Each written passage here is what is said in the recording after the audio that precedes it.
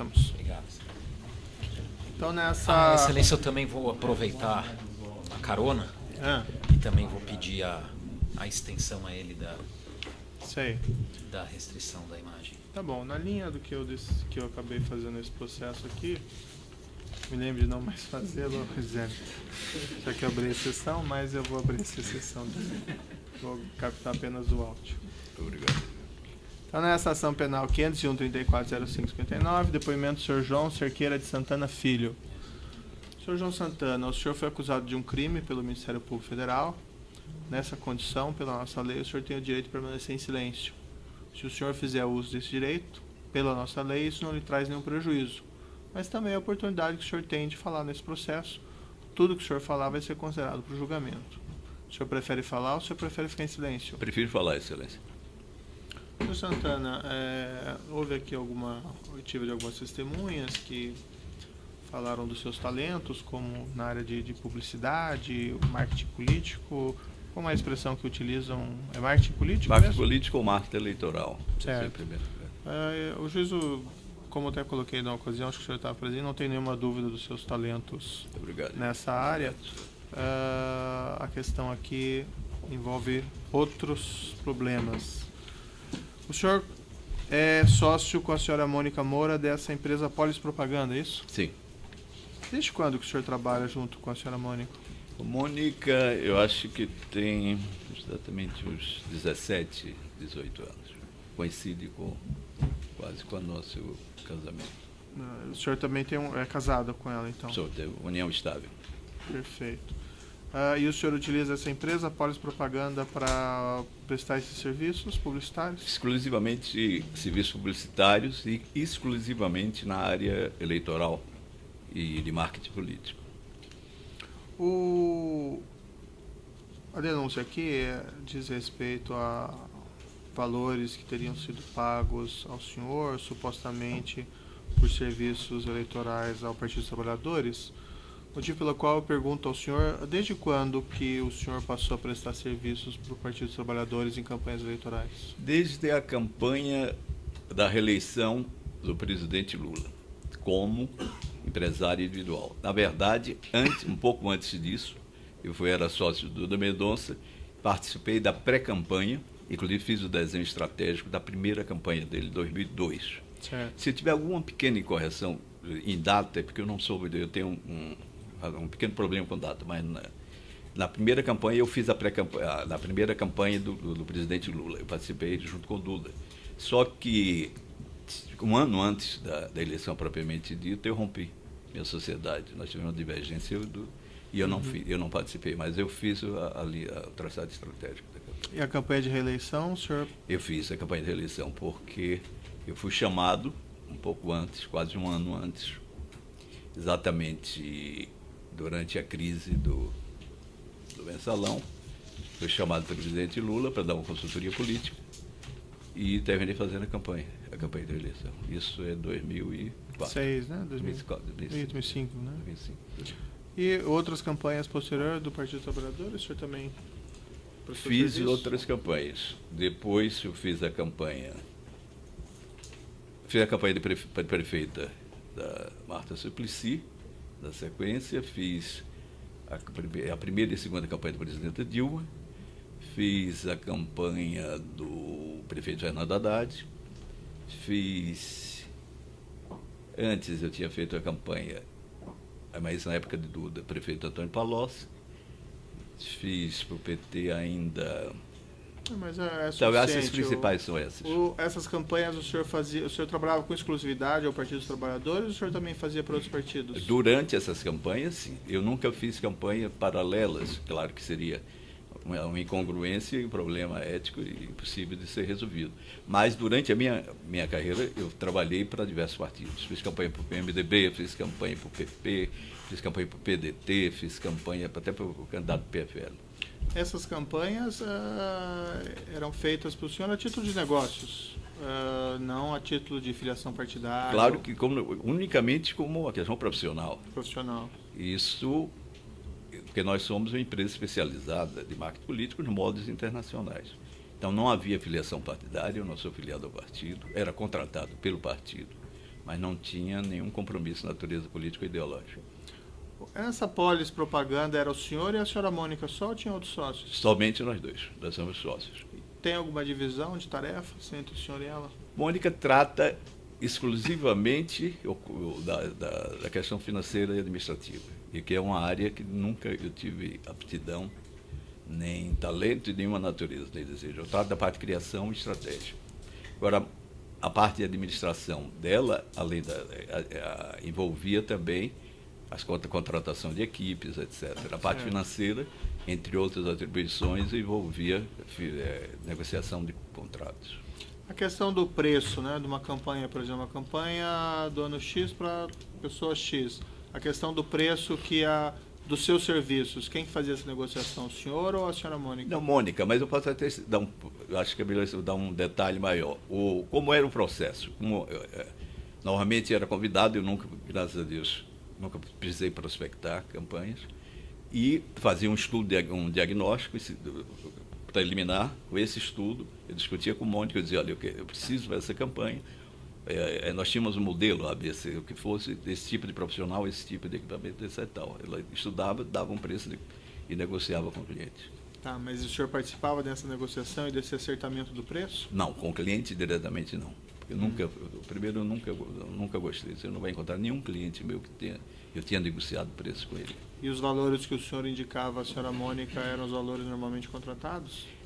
Não chegava uma indicação de valor. A indicação do valor era dela. Eu dizia o que eu precisava. Eu preciso disso, preciso desse perfil. E muitas vezes, inclusive, ela sempre... O senhor não dimensionava também o seu preço? O preço do não, seu serviço? O preço já estava embutido no próprio modelo da empresa, como ela trabalhava. Eu não tinha um preço separado. Claro que, como empresário, eu tinha um resultado.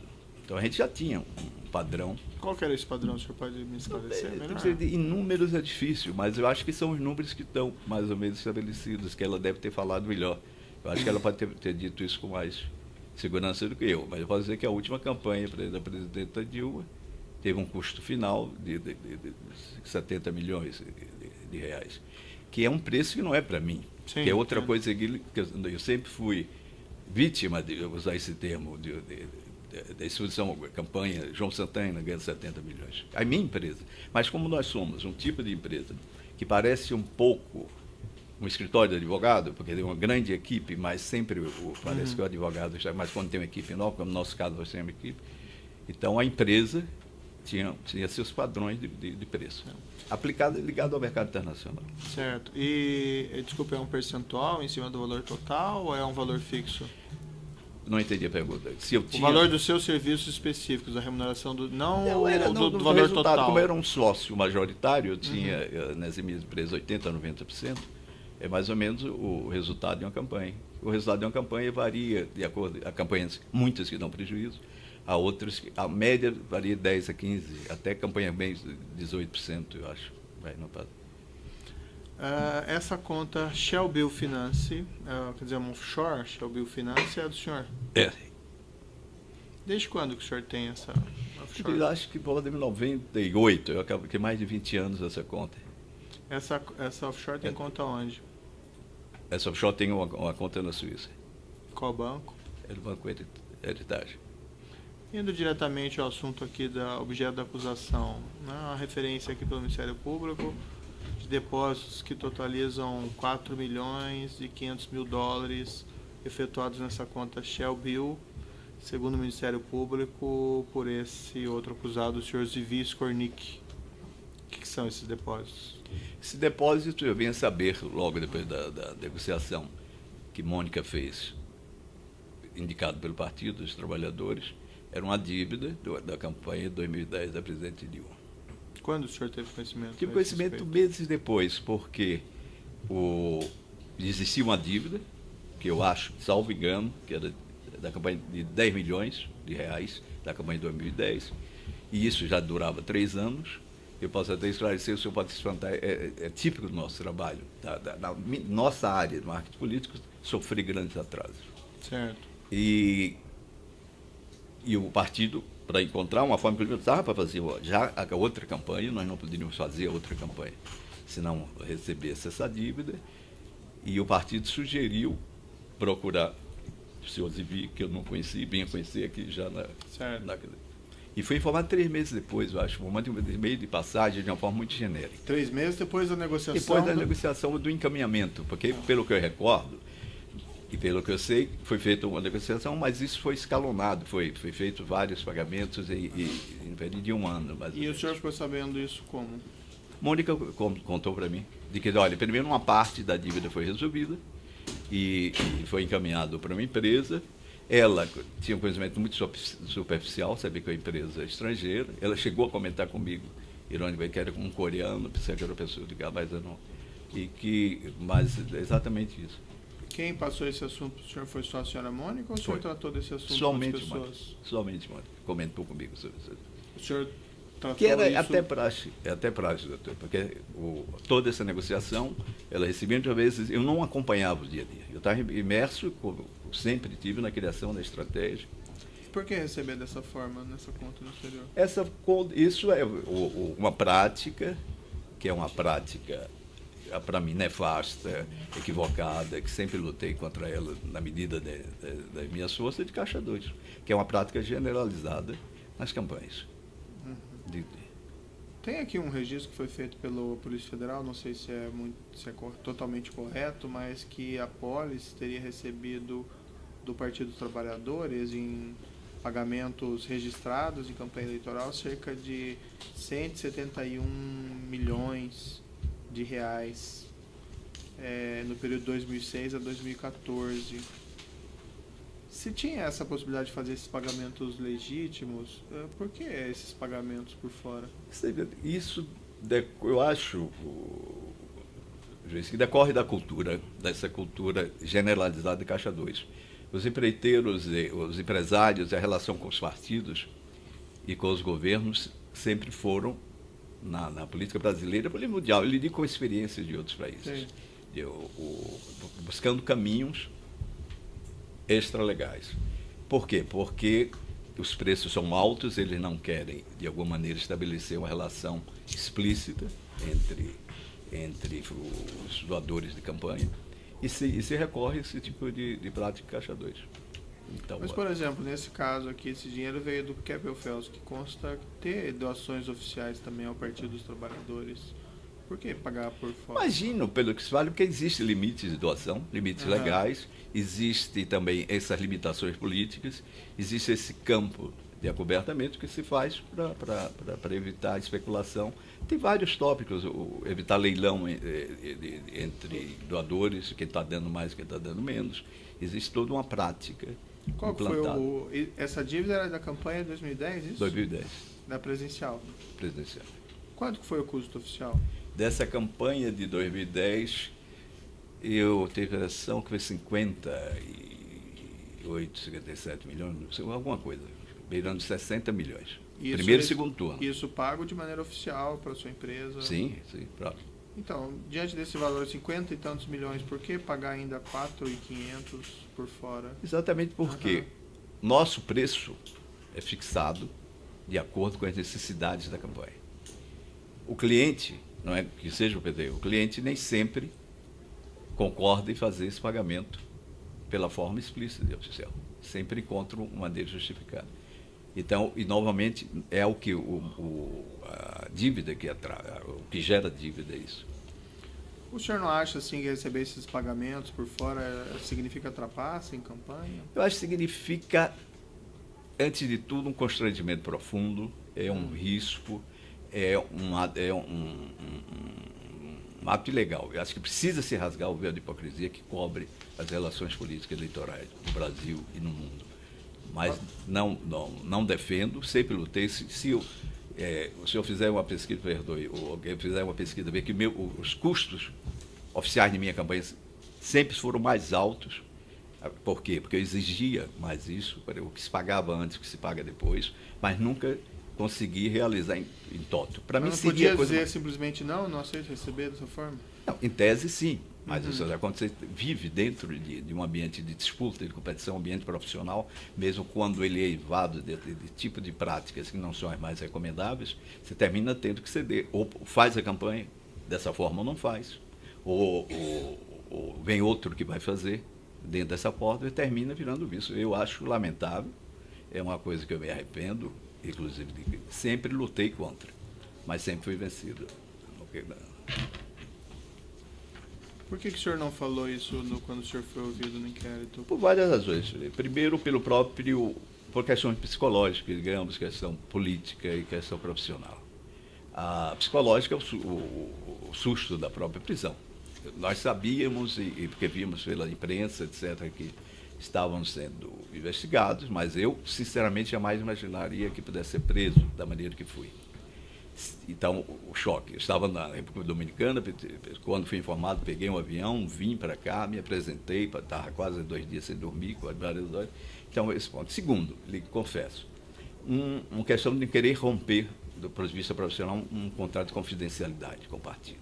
Terceiro, do ponto de vista político, eu achava que isso poderia prejudicar profundamente a presidenta Dilma.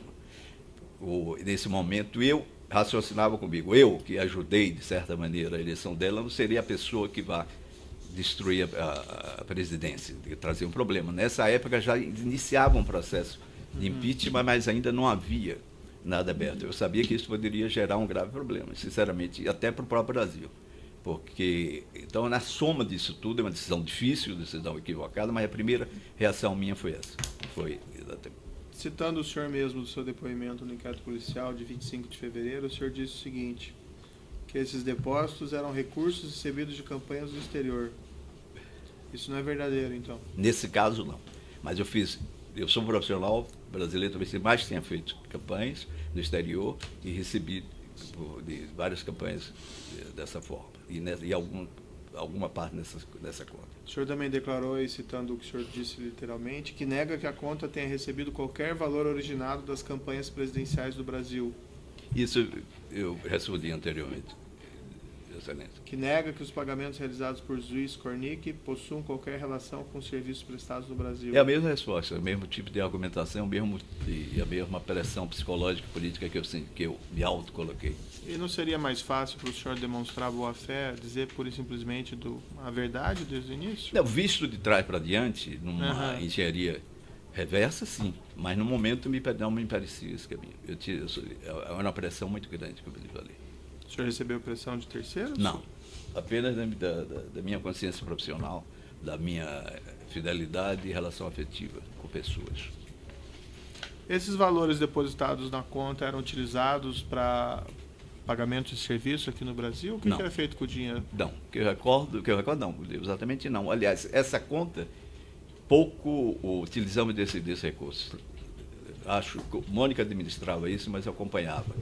Então, para pagar coisas no Brasil, para pessoas, etc., não. Na verdade, eu pouco utilizei do dinheiro que entrou nessa conta para a minha vida. Nós não tínhamos problema de liquidez, eu sempre via isso como um grande embaraço, um grande constrangimento, sabia que era um risco, era um problema, queria resolver. Tentei várias vezes, inclusive, imaginei, desde que ela foi aberta, inclusive pedi ao meu contador na Argentina há vários anos, e pensei até que ele tivesse colocado já a conta legalizada na Argentina, ligada à minha empresa argentina. Então, sempre foi um constrangimento. Então, essa conta não era declarada e nem os recebimentos nela? Não, recebimentos não, mas como também a maioria desses recursos era de empresa estrangeira, pagando por empresa estrangeira, porque a Shell Bio é uma empresa estrangeira, e isso me deixava um certo ponto de espera. Tanto que eu sempre esperei que houvesse algum momento de anistia, sempre estudei forma. Só para lembrar que eu desviei na outra resposta, havia também uma dificuldade fiscal. Como eu tinha recebido de campanhas de vários países, como declarar cada país. Então, juntando tudo isso, foi ficando nessa condição que eu deploro e acho que não foi o caminho mais acertado. Ao mesmo tempo, deixa-me ser sincero e falar um pouco mais. Eu sabia que, como é minha prática exclusiva, campanhas eleitorais, tornasse público e legalizasse, isso ia gerar também problemas de natureza política, também para pessoas, e eu tinha um contrato de confidencialidade. Então, isso gerou e terminou. Cheguei a pensar, no momento que eu houvesse resolvido essa questão, ligado a outra empresa, também além da Argentina, mas não. Essa conta é desde 2002 que o senhor tinha isso? Não, não essa conta? É. Não, 98, 99. 98, 99. Ela tem mais de 20 anos. E apesar dessas suas intenções de ilegalizá-la, isso de fato não foi feito? Não, eu acho que essa razão que ele falou. Dificuldades de um ponto, comodismo de outro, e sempre essa coisa que a gente vai deixando para resolver as coisas depois. E um momento de oportunidade também de uma anistia, de uma negociação fiscal. Mas, quem movimentava a conta? Era o senhor ou era a senhora Mônica? Mônica, mas a parte mais ativa da conta. Essa conta ficou quase hibernando durante muitos anos. Tem os pagamentos lá, débitos dessa conta em favor de Surya Santana e Matil Passinelli, são seus parentes, né? Minha filha e meu genro. Na verdade, são pequenos, são pagamentos que são constantes, que eram mesada que eu dava para minhas netas e utilizei durante certo período esse tipo de coisa. Também tem um débito de cerca de $1 milhão em 19/6/2013 em favor de Mauro Eduardo Uemura. Sim, isso refere-se a parte de um pagamento de um apartamento que eu comprei. Esse senhor, inclusive, foi que me pediu que fizesse pagamento exterior, porque ele é expatriado, era melhor fazer esse pagamento assim. Eu relutei, inclusive, não queria fazer, mas terminei fazendo. O senhor disse que trabalhou com o senhor Duda Mendonça, né?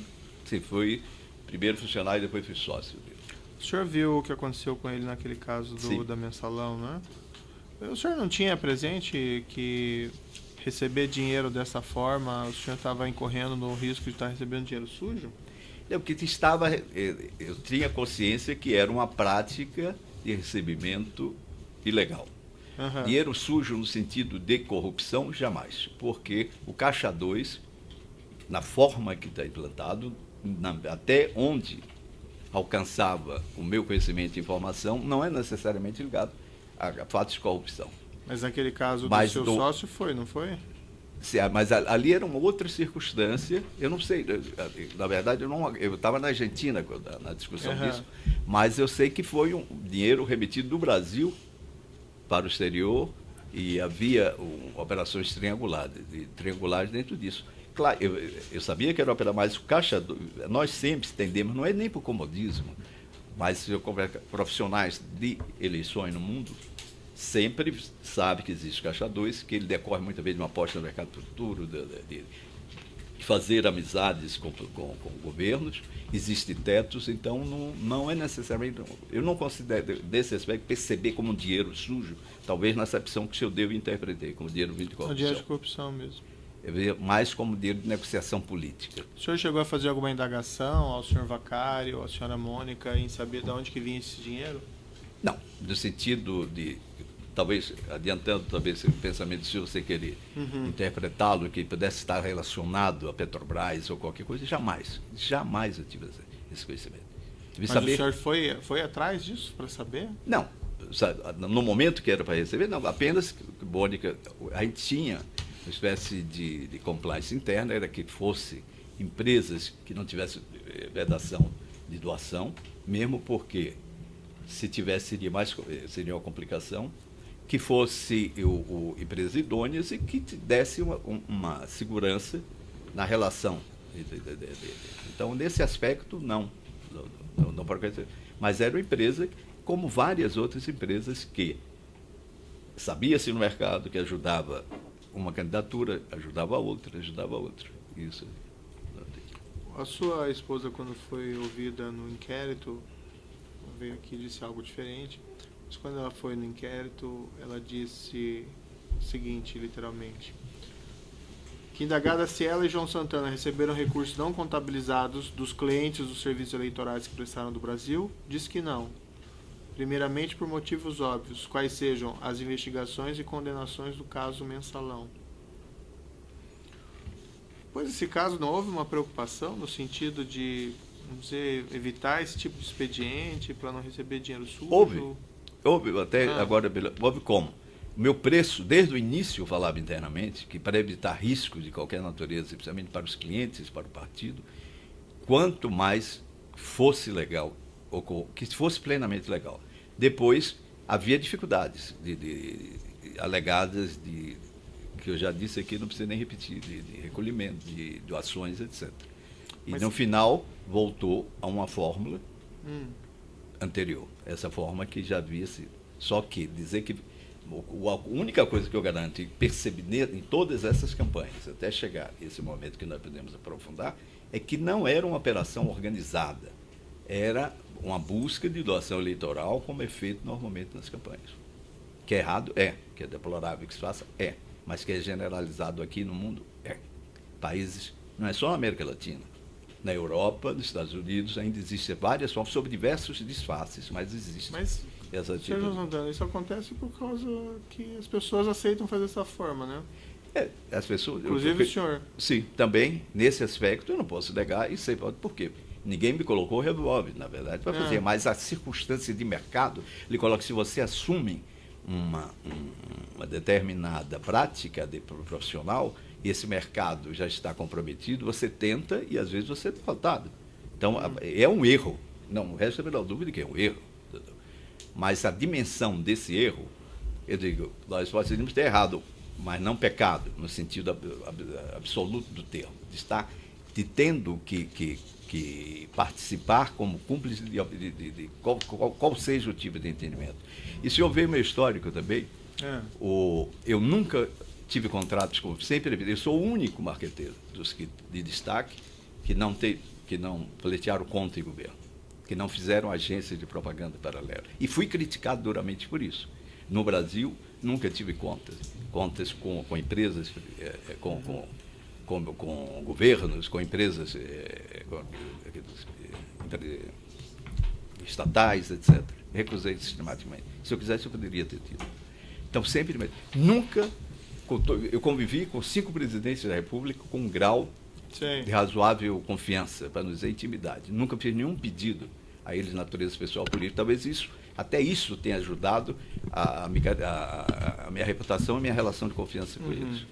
Mas, Sr. João Santana, convenhamos, não dá para ser meio legal, né? Meio lícito. Não, eu faço meio licitamente meus trabalhos. Não, eu acho que a própria ironia do senhor tem uma carga de verdade. Eu sei que isso pode criar, a princípio, um tipo de embaraço cognitivo para mim, mas do ponto de vista de relação pragmática no mercado, infelizmente, eu tenho que reconhecer que isso existe e quem não vive dentro disso, ou sai da profissão, e que é uma profissão fascinante por vários motivos, não apenas me fascina essa profissão, não é pelo dinheiro, não apenas, é altamente rentável, é uma profissão, mas pelo conjunto de coisas. Ela envolve arte, envolve política, envolve história, ela envolve todas as coisas que eu gosto, como cinema, música, interpretação, e lhe permite interagir na história. É objeto da outra denúncia, mas essas duas ações são conexas. Eu vou indagar, evidentemente, caso não responda, mas consta também esses depósitos dessa outra conta Kleinfeld, nessa conta Shell Bill. O que eram esses valores? Excelência, a gente também, desculpe, né? A gente, só para facilitar, a gente também orientou que, como a instrução lá não terminou, que eles reservariam o interrogatório que deve estar para ser marcado para falar sobre esses outros depósitos. É que os casos são conexos, então eu faço a pergunta, mas se ele não quiser responder, não tem problema. Eu sigo a recomendação do meu advogado. Tá bom. Eu passo então as questões à acusação. Boa tarde, senhor. Boa tarde. João. Senhor João, eu tenho algumas poucas perguntas para o senhor, falando especificamente com relação ao pagamento que foi feito pelos senhores Vivi Skornik na conta do senhor, na conta Shell Bill. O senhor mencionou que esses valores seriam decorrentes de uma dívida de campanha de 2010, certo? Só que esses valores foram pagos em 2013 e 2014. Não sou estranho que uma pessoa apareça do nada para pagar uma dívida que... Não, mas essa pessoa, doutora, permite, não apareceu do nada. Ela foi indicada pela tesouraria, pelo tesoureiro do partido. Então, que era o contratante dos nossos serviços. Foi indicada por quem? Pelo que Mônica me falou, João Macari. Então é o partido que estava indicando. Então a nossa relação direta não era exatamente com a pessoa vindo do nada. Na verdade, seria a pessoa vindo do nada sem nenhum demérito que eu não conhecia. Quase 3 anos depois, uma coisa... Não, 3 anos depois era uma prática de atraso. Um contribuinte tardio, não seria? Não, porque os acordos Quase políticos, na outra eleição, às vezes, ele são aparece. atemporais. Me permita dizer, às vezes é para uma campanha, uma pessoa quer colaborar com um partido, ele pode, isso é muito usual, ou assume dívidas do partido, ou doador para campanhas que estão ocorrendo. Agora, não existe isso aí. Confirmo o que estou dizendo, é doação antecipada. Se fosse para uma campanha para 2014, nunca existiria, que nunca tivemos a sorte, nem nenhum marqueteiro, ninguém profissional, de receber por antecipação. Eu vou interromper um minutinho por causa do tamanho do áudio, já voltamos.